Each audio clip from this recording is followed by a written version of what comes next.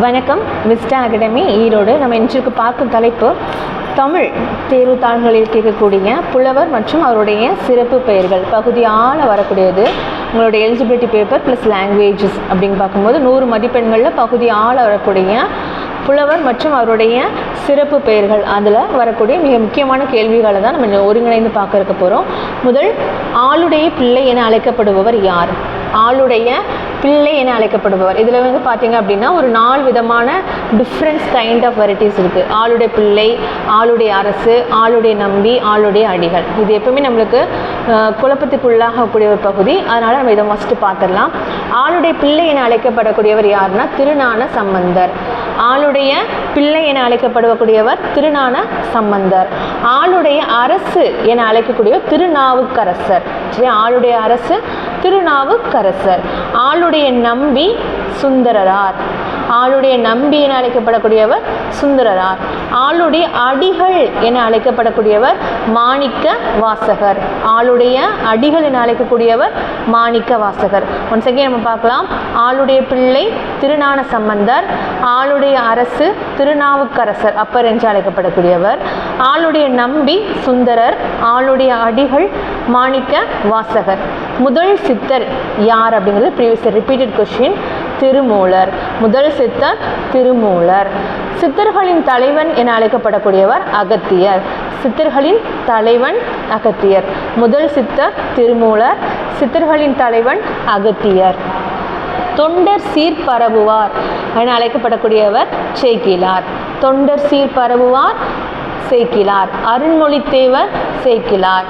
ஸ்ரீ சேக்கிழாருடைய இயற்பெயர் அருண்மொழி தேவர். தமிழ் வளர்த்த தென்னவன். தமிழ் வளர்த்த தென்னவன் என அழைக்கப்படக்கூடியவர் அதி வீரராம பாண்டியன். அதி வீரராம பாண்டியன். தென்னவன் பிரம்மராயன் என அழைக்கப்படக்கூடியவர். தென்னவன் பிரம்மராயன் என அழைக்கப்படக்கூடியவர் மாணிக்க வாசகர். தமிழ் வளர்த்த தென்னவன் அதி வீரராம பாண்டியன். தென்னவன் பிரம்மராயன் மாணிக்க வாசகர். தென்னவன் பிரம்மராயன் மாணிக்க வாசகர். நெக்ஸ்ட் கவி. கவி அப்படிங்கிறதுலே நிறைய டிஃப்ரெண்ட்ஸ் நேம்ஸ் இருக்கும். அதை நமக்கு ரிப்பீட்டடாக கேட்பாங்க. சித்திரக்கவி. சித்திரக்கவி என அழைக்கப்படக்கூடியவர் பாரதியார். சித்திரக்கவி என அழைக்கப்படக்கூடியவர் பாரதியார். ஆசுக்கவி. ஆசுக்கவி என அழைக்கப்படக்கூடியவர் காளமேக புலவர். ஆசுக்கவி காளமேக புலவர். மதுர கவி என அழைக்கப்படக்கூடியவர் பாஸ்கர தாஸ்.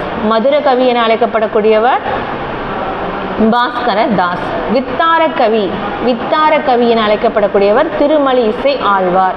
வித்தார கவி என அழைக்கப்படக்கூடியவர் திருமலை இசை ஆழ்வார். திவ்ய கவி. திவ்ய கவி என அழைக்கப்படக்கூடியவர் பிள்ளை பெருமாள் ஐயங்கார். திவ்ய கவி என அழைக்கப்படக்கூடியவர் பிள்ளை பெருமாள் ஐயங்கார். சந்த கவி. சந்த கவி என அழைக்கப்படக்கூடியவர் அருணகிரிநாதர். சந்த கவி என அழைக்கப்படக்கூடியவர் அருணகிரிநாதர். காலக்கவி. காலக்கவி என அழைக்கப்படக்கூடியவர் ஒட்டக்கூத்தர்.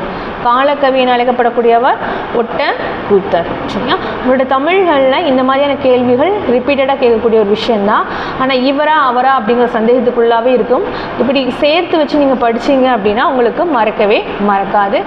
ரிவிஷன் பண்ணுறதுக்கும் ரொம்ப ஈஸியாக இருக்கும். ஸோ ஒன்ஸ் அகைன் நம்ம பார்த்துடலாம். ஆளுடைய பிள்ளை திருஞான சம்பந்தர். ஆளுடைய அரசு திருநாவுக்கரசர். ஆளுடைய நம்பி சுந்தரர். ஆளுடைய அடிகள் மாணிக்க வாசகர். முதல் சித்தர் திருமூலர். முதல் சித்தர் திருமூலர் ரிப்பீட்டட் கொஸ்டின். சித்தர்களின் தலைவன் அகத்தியர். தொண்டர் சீர் பரவுவார் சேக்கிழார். அருண்மொழி தேவர் சேக்கிழார். தமிழ் வளர்த்த தென்னவன் அதி வீரராம பாண்டியன். தென்னவன் பிரம்மராயன் மாணிக்க வாசகர். சித்திரக்கவி பாரதியார். ஆசுக்கவி காளமேக புலவர். மதுரகவி பாஸ்கரதாஸ். வித்தாரகவி திருமலை இசை ஆழ்வார். திவ்ய கவி பிள்ளை பெருமாள் ஐயங்கார். சந்தகவி அருணகிரிநாதர். காலக்கவி ஒட்டக்கூத்தர். நன்றி, வணக்கம்.